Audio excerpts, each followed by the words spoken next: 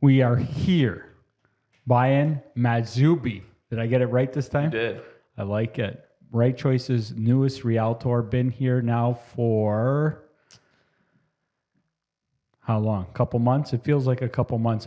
Almost 3 months. Almost 3 months since you got your license and everything. And it has definitely been, this is your first experience working at a brokerage.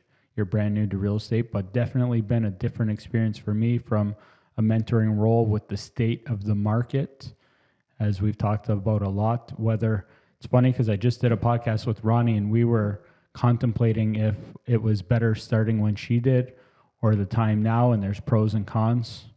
But yeah, you've been here 3 months. We have not sold a house yet. We have put together a lease deal. Yep. Which was still a good experience on its own. And a lease deal just means that we were able to put a deal together, which is almost the exact same process when somebody buys a house, minus there's no lawyers involved and no change of title. But almost all the paperwork is almost the exact, well, I shouldn't say exactly the same, but it's very similar anyway. But I want to start with, you've been here 3 months now. So I'm going to ask you some questions about Right Choice. Sounds good. Why did you pick Right Choice? And you don't have to BS me at all. No. Whatever it is, let's hear what it is. Yeah. So it is what I like when I came here first, and I told you it honestly was that because I wasn't sold on becoming a real estate agent at the time, because I'm the same as most other people, like where there is that slight negative connotation towards real estate agents because it is a salesperson, right? Mm-hmm. And most of our experiences with salespeople in our everyday life isn't always positive, right? Mm-hmm. So that's what was going through my head as I was going through the course. I was using it more as an informational thing in a learning course. Mm-hmm. Just like, real estate skills and like knowledge that I can use for myself. But then when I started going to brokerages just to see what it would be like, all of them were basically the same. It was basically the same thing over and over again with a different name. How many different brokerages did you interview with? Under 10, over 5. So like I think 6 or 7. Interesting. And just for people that don't know, when you get into real estate, it's a little bit different than when you're applying for a job. When you're applying for a job, you're interviewing with a company and then they select you. Almost every brokerage, maybe aside from this one, the realtor picks where they're going to go. Yeah. Yeah. So you went around and interviewed and you had the similar experience between the other ones. What was different when you came here? So they were all about, what their commission split was. The first thing that they would talk about was their commission split and the incentives they would have. They're like, you can use this resource to make it look like you have listings. You can do this and this and that to make it look like you're doing this. Mm-hmm. But when I came here and it was all about transparency and like keeping things real and not bullshitting and taking away the negative aspects of the salesperson image that most consumers see, that was attractive. Mm-hmm. So since you've been here, the 3 months you've been here, do you feel like the reason you picked here was still a good reason? And is it what you are anticipating it being like? Or let's elaborate on that a little bit. So this was something that I was asked at the beginning too, like, what are your expectations? Mm-hmm. And my answer is kind of still the same. Like looking back, I had no expectations. Like I had no idea what it would look like, but I just knew if it was, if I had to go down the path of the other brokerages, it wasn't really compatible with my lifestyle or what I wanted to do. So far we haven't sold a house yet. Are you sure you made the right choice, or are you contemplating it wasn't? I don't think it would be any different, right? When I analyze my situation and like what I have done, I can't see it being any different at another brokerage, right? In terms of doing a deal. Yeah. Everything else would have been different, obviously, but. So far, what are some of the things you like about working here and some of the things you don't like from little to big or anything? That's a tough one. That is a tough one. Well, let's start with it's a two-sided question. So let's start with things that you do like about working here so far. So I like the team, obviously. Like I can be myself. Don't have to like act or put on a persona. any of that, or treat people differently in the office or anything like that. It is a pretty good atmosphere that we have here, right? Exactly. We got different personality types. We have a relationship in the office, which is interesting. Yeah. But yeah, I do like the environment that we have at Right Choice too, where we can all be ourselves. Because even we can even expose our weaknesses and talk about things that we're working on, and have different people address it in different ways. But yeah, it's nice that we can be open amongst each other for sure. Yeah. Yeah. Yeah, exactly. Like you can play off of each other's strengths and weaknesses, and people will point out things about yourself that you don't realize, right? Yeah. Because it's hard. It's hard to self-analyze. But yeah. What else do you like about here? It's a hard one. It's a hard one to pick out, right? The things. Well, there's got to be some things. Yeah. What else do I like? Yeah, I like that we do things differently. Like I already said, like there's those aspects that make us stand out completely from other brokerages. What about we work out most of the week? Yeah. Is that something that I don't even know if we talked about that before you started working here, but we ended up turning into weightlifting partners for the most part. Yeah. Last couple of weeks have been a little bit off because the schedule's been out of whack with all kinds of stuff. But for me, I enjoy that. I like the pivot, and especially right now with my ankle being messed up, I wouldn't even be able to be running right now. So it's nice that we're lifting. Yeah. What about from like a learning perspective? Are you enjoying the stuff that myself and everybody sharing with you on how to get better? Like, because we've opened up the playbook on how to do everything. This is something I just said with Ronnie and with you is, if I do my job correctly, I can almost make myself obsolete. I say that, and I've said it before, but I have to feel like at some point, if you guys took on everything, did the complete data transfer, I have to hope that I could still find a way to create value, which I think I could. But yeah, that's something that we'll cross that bridge when we get there. But yeah, so far, what are some of the things that you've learned so far here that stick out to you? Yeah, there's a lot. So I'm going to start with my favorite things. Yeah, I don't know if they're going to be what you want to hear, but I want to hear what you want to say. So my favorite things are definitely like personal things, like personality wise or thinking wise, that have changed for me. So like noticing fear of failure, because before I think it was like a subconscious thing that I wouldn't connect it, that it's like, okay, I'm afraid of people thinking this or that, or I'm afraid of telling people like my goals and then not reaching them, or I'm afraid of letting myself down or my family down.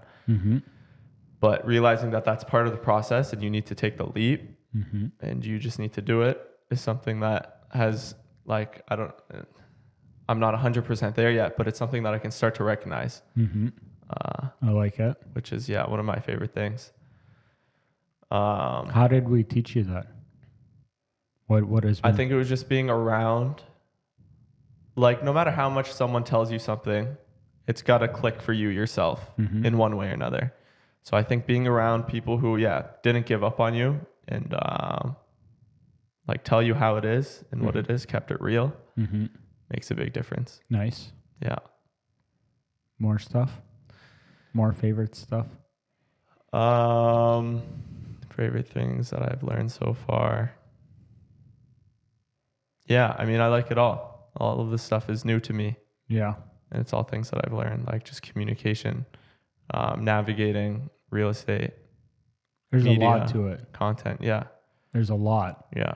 Like, I'm not sure how long it takes to teach somebody the full facet of knowledge of real estate, content creation, business, winning at life. I don't know how long it takes, but it's interesting. I hope you're around long enough that we can elevate from where you are now at ripe 22 years old. Yeah.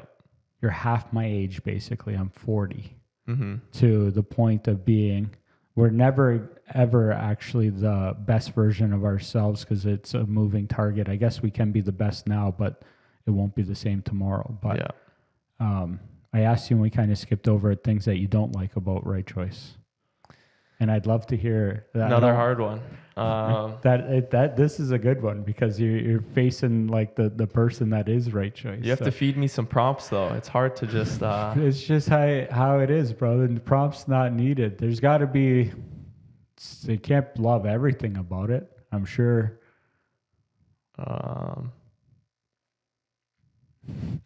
I think the list is so long that no.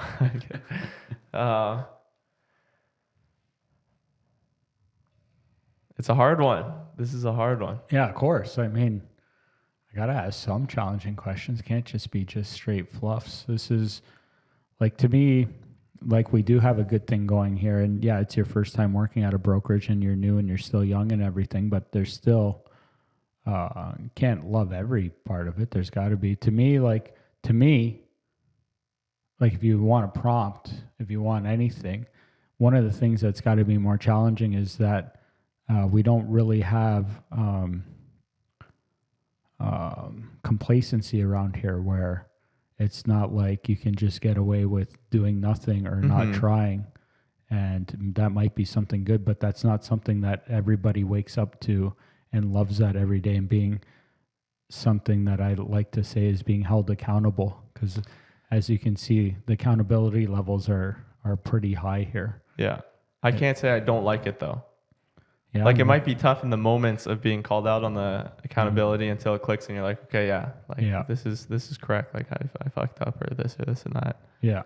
But definitely not something I wish wasn't there. Yeah, totally. But yeah, and I'm just throwing it out there because things that I've had since running this company is I've had a lot of people tell me that whether they've worked here or not, so not just people that have come and gone, but that they like being held accountable. But I've had a lot of people tell me that, and a lot of people I know that don't actually mean it, because when your feet get held to the fire and it's hot and it burns your feet, not everybody likes that feeling. So it's nice to hear that that you don't hate that part of it. But the reason I do it is because when I'm helping people, coaching people, yourself, realtors, even when I work more so with realtors to be better, it's just part of the process of getting it there, right? And if you want to be better, you have to address things that you're working on. Yeah, and accountability is something that's pretty rare now, I feel like, in a lot of facets of people's lives. Like, people don't have someone to hold them accountable. So it is something that, like, in that personal growth that I was talking about, it comes from the accountability. Yeah, I think it's super important, and I think it's a great way to be able to achieve your goals, because when you're not accountable for your actions, it's so easy to not work on being better. And even myself, like, I don't always hold myself accountable. The easiest thing I can think about is my diet. Like, you see it on a firsthand basis. My diet's not perfect. And like, I wish I could be as accountable as I am to you, to Ronnie, to Kev, to Chu, to Vlad, about how I'm trying to do as best as possible. I wish I had that same type of focus with my diet, but it's not quite there. You're pretty good with your diet though. I think I'll do a little bit of a pivot to just talking about your experiences so far. Just you said that you didn't really have expectations, but now that you've seen 3 months of a lot of what it's like to be a realtor, not all aspects, because we still haven't gone through a full buying deal, or a listing, but from what you either thought of or had no expectations, what's it look like being a realtor to you, and how would you describe that? How do you describe that to anybody that talks to you about what it's like to be a realtor so far? Yeah, it's a completely different thing than anything else I've experienced, like you said. How I would describe it is honestly just a grind, right? Like, you have to start yourself, like, be a self-starter and constantly give yourself work to do, or else there is no work, because you're the one creating the work, right? And if you can't do that, there will continue to be no work. Yeah. I know not to interrupt you, but Yeah. before I got into real estate, a realtor once told me that was already in real estate when I was getting my license. He said, "Welcome to being unemployed." And I'm like, "What?" And then since I've been in real estate, I'm like, that's farther from the truth than anything I've experienced.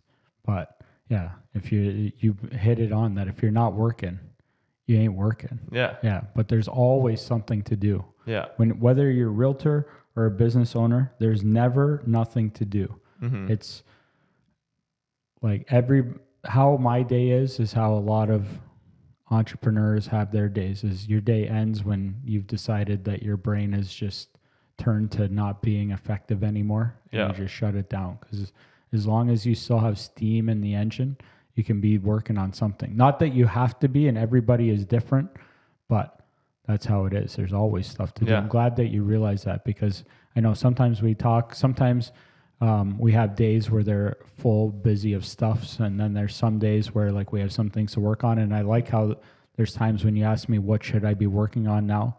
Because I'm not sure how much we've talked about it. I'm sure we've touched on it, but I go through different motions in the mentoring process, where sometimes at some moments and through some processes that I'm really in control of the situation, where you can be more of an observer.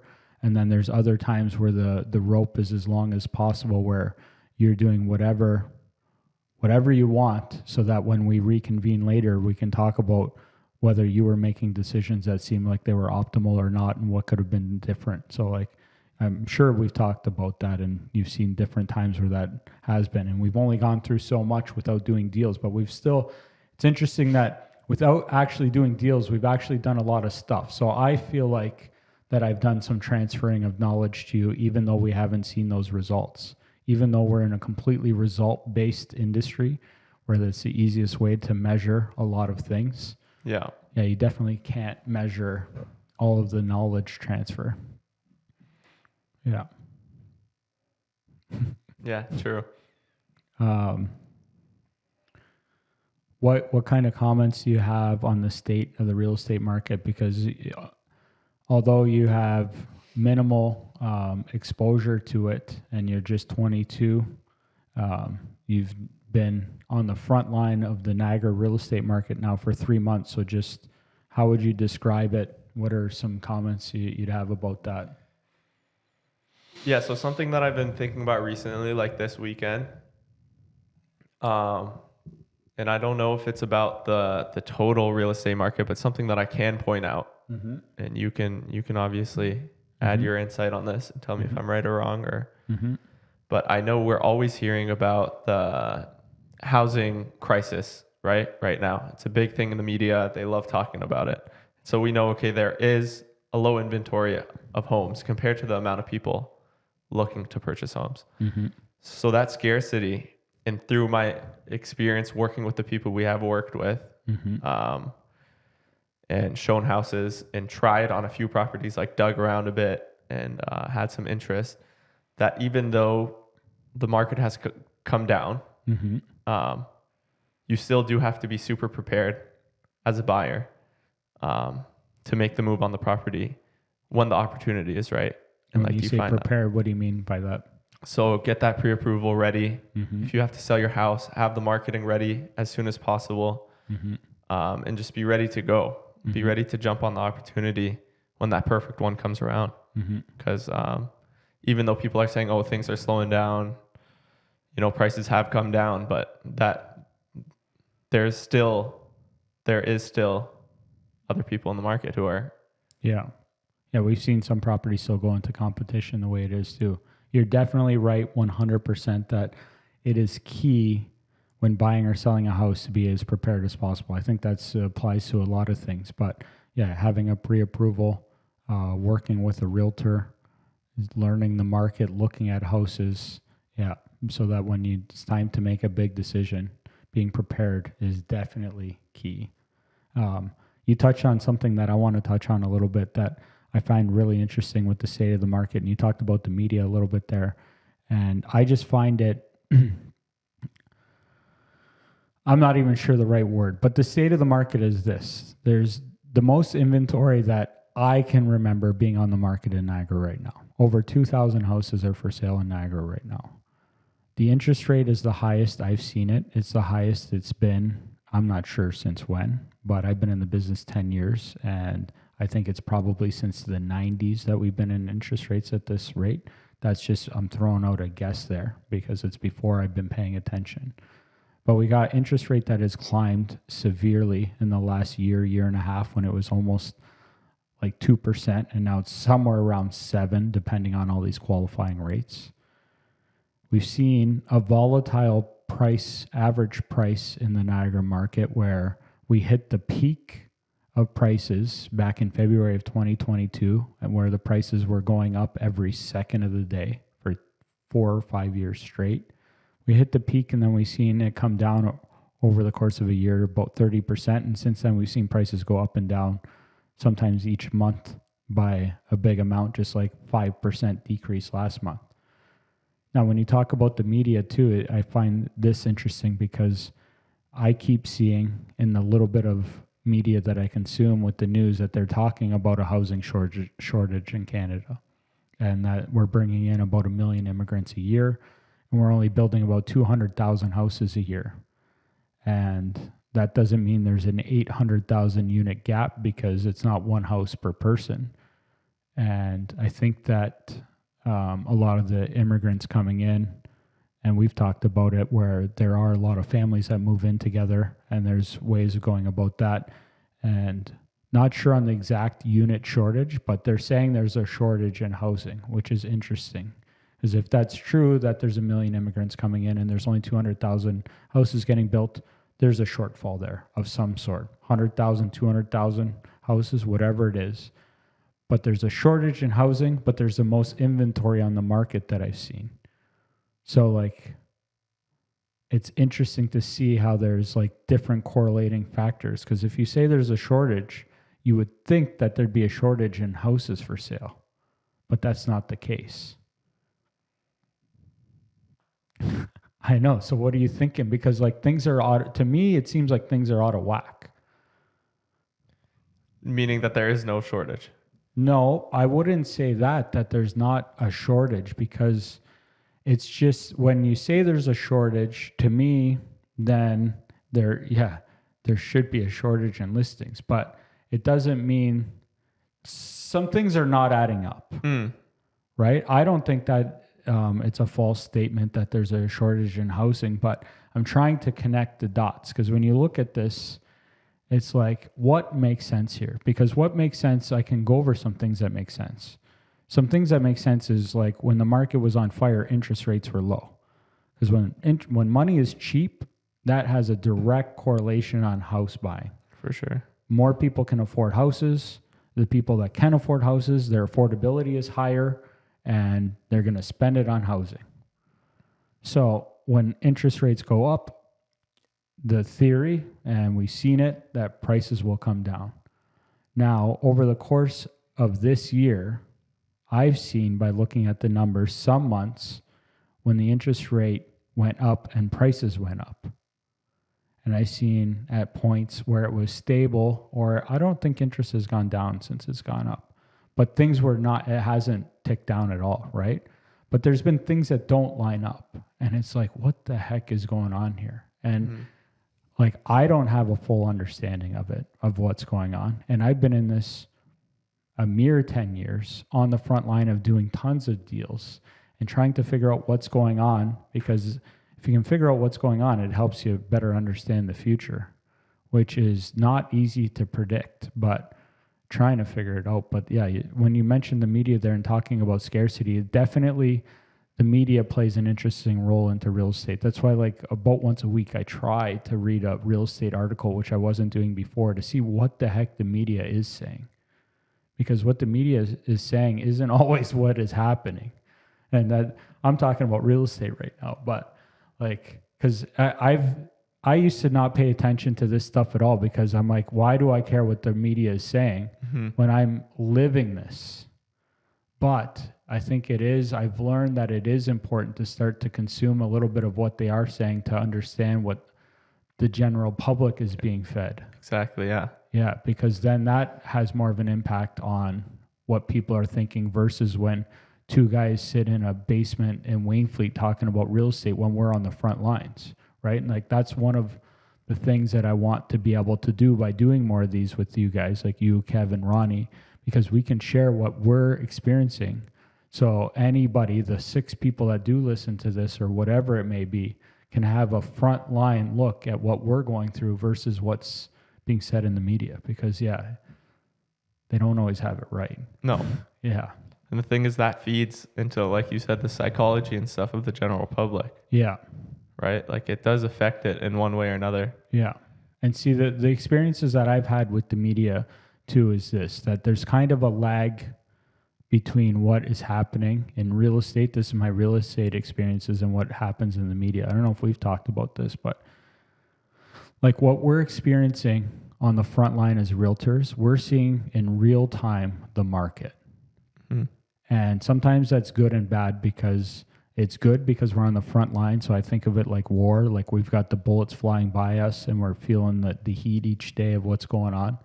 But sometimes when you're on the front line, it's hard to have the 30,000 foot above eye view of what's going on with the real war. But I find that when you're on the front line, you're experiencing what's going on. And the next line in that is buyers and sellers. And it takes them a little bit of a time to adjust to what is going on, because they're kind of like the second line. They're like just behind us in the line of battle.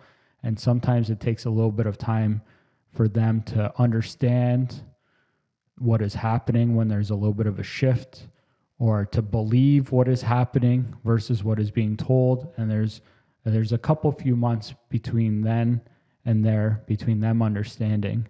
And then beyond that is the media, which they don't get to, because they're not on the front lines. No. So like they're just reporting things that they hear from wherever, or whatever is clickbait, or whatever is going to get attention. Yeah. And it's probably been happening for a while, because it's some of the things you're experiencing right off the front line doesn't mean it's that way for a long period of time either, right? Like it takes a little bit of time to build up a little database of what's actually happening. But that's been my experiences. So that's why I've never really looked to the media until semi-recently. I think it's been about a year maybe or so that I've been like starting to pay attention more. You've been paying a little bit of attention to media with this type of stuff, maybe more than me, or no? Maybe a little bit. Yeah. Maybe a little bit. I don't pay attention to it necessarily. It's not something that like I'll wake up and turn on the news. Mm-hmm. But yeah, I will see stuff every once in a while, and it gives me like an idea of what other people might be thinking, right? Mm-hmm. Like you said. Mm-hmm. Before we shut this down, I think we can do more of these. Like I was just mentioning, I think it's good to come in here with kind of a topic in mind. We didn't really talk about what we would talk about in here. I just wanted to get a little practice under our belt in here. Mm-hmm. How'd you feel about doing this? Well, is this your first time doing something like this? Doing a podcast? Yes. Yeah. Yeah. Interesting. Yeah. You're still fresh to the whole scene, even making content How about we just end up with that? How have you felt about making content so far? Look at you. You're giving me the look like you're going to bring that up. What? Bring what up? Content creation. Yeah. Let me put something out there, and I'll let you go with it, and then we can maybe shut her down. But content at Right Choice is not mandatory, just highly encouraged. And the reason for that is I believe that creating a brand, creating an audience, creating awareness is super valuable. It's one of the ways that I've been able to grow this business, grow my brand, which really helps in real estate in different facets. And it's something that I encourage everybody to do, but it's definitely not mandatory. Like I said, I have the book open to everybody. I try to teach everything, but I know how difficult content creation is. I'm not sure. I don't even know. I personally don't know a lot of people personally. I talked to some people online that maybe I've met or whatever that create content, but I don't know anybody that spends as much time working on it and just understands the challenges of it. And yeah, you've had a little bit of the exposure to what it's like. So what's your feelings on content creation? Yeah. So definitely something that was hard for me at the beginning. Mm-hmm. Yeah, fear of failure, like we talked about it at the beginning. Mm-hmm. And I didn't really understand that. It wasn't clicking that, the first one doesn't have to be perfect. Mm-hmm. Doesn't even have to be good. Mm-hmm. Just needs to happen. It's not going to be either. Exactly. Yeah. It just has to happen, because then you look at everything else in your life and you don't expect that, but it's these certain things that don't click right away. Mm-hmm. Like, yeah.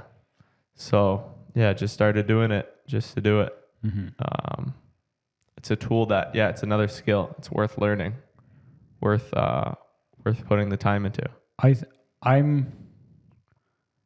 I balance between how valuable it is to create a brand through content creation and focusing time and efforts on other things. But I value creating a brand by a lot, because I think that with enough time, enough grit, that if you can build a brand after enough time, the opportunities I believe to be enormous. And this is like how I spend not all of my time, but it's a portion of all my days on that focus. Yeah, for sure. Building a personal brand is, very important. Yeah. Especially in the future. Just the way everything's going with technology and social media and all of that stuff. Because you can really branch it out into anything. Mm-hmm. Yeah. And that's a foundation. It is. And that's why when you guys work here, I talk about this, and it's not about me just teaching you how to be the best realtor possible. This to me is part of being the best business person possible, because I can't see any downfall to building a brand in business if you're building a business. Oh, I shouldn't say there's no downfall, because I mean, that outweighs doing it, I think, is the better statement. Because sure, there are some negatives to it, because when you're in the light and there is something that goes wrong, you're under fire and you got to deal with it on the stage, and that can be difficult. But I think that it far outweighs, because I have no idea where our industry is going in the next 5, 10, 20 years. Realtors could be obsolete at one point or close to it. And what's better way of having a backup plan than having a brand that you can take in a direction that could be different, people with big brands make big money doing certain whatever they do. For sure. Yeah. For sure.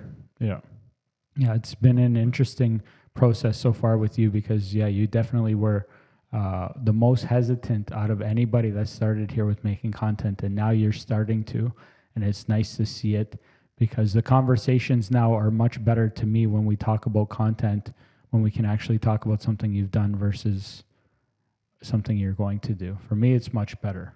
Yeah. You're still just fresh to it, and I'm not going to pretend like you're completely out of the gate yet, but it's nice to see that the engine's running. I'm Mr. Beast. I don't know what to tell you. I'm going to have to create my own platform soon, because the viewers are, You're hilarious. Already took all the viewers, so. I think this was good. That was good. Yeah. What do you want to talk about next time we come in here? I want to shut her down now, because this is quick. Yeah. But you already got something on your mind. We're not going to talk about it now, but I want to hear. No, I don't have. I was thinking. Yeah. Nothing. I don't have a. I'll tell you a couple of things I want us to talk about next times we come in here.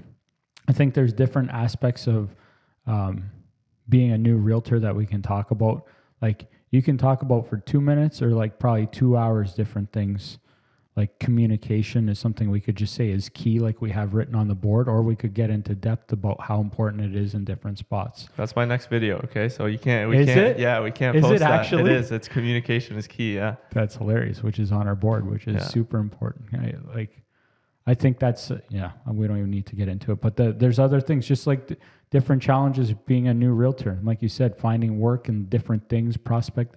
There's a million things we can talk about, but I think what would be good is if we pick something, 1 or 2 topics, and we just come in here and have a quick chat so that we can share it.